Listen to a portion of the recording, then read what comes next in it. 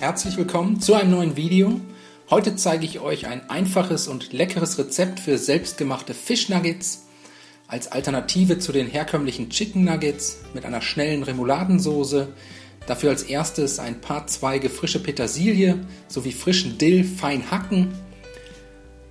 Die fein gehackten Kräuter anschließend in eine kleine Schüssel geben.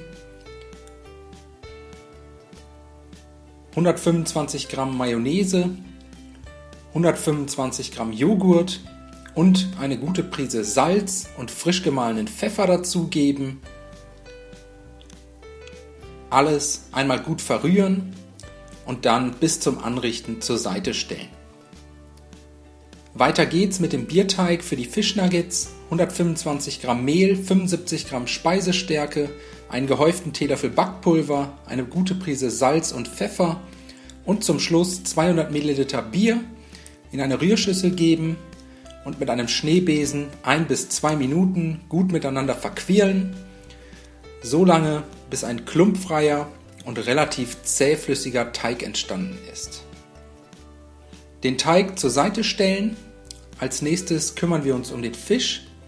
Ich habe hier 800 Gramm Seelachs, einfach in mundgerechte Würfel schneiden. Den Seelachs danach portionsweise in die Schüssel mit dem Bierteig geben, einmal darin wenden bzw. eintauchen und parallel einen großen Topf oder Wok mit 1 Liter Öl zum Frittieren erhitzen. Um zu testen, ob das Öl schon heiß genug ist, einfach mal ein kleines Holzstäbchen hineinhalten. Sobald kleine Bläschen daran aufsteigen, können wir mit dem Frittieren loslegen. Die panierten Fischnuggets mit einer Gabel vorsichtig ins heiße Öl gleiten lassen und für ca. 4 bis 5 Minuten goldbraun und knusprig ausbacken.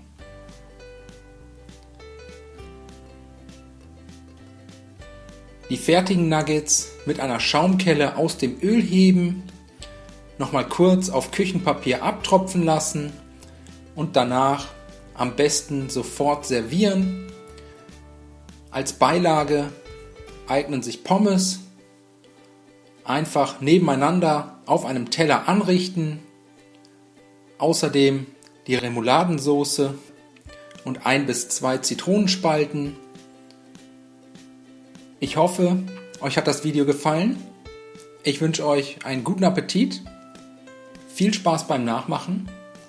Bis zum nächsten Mal.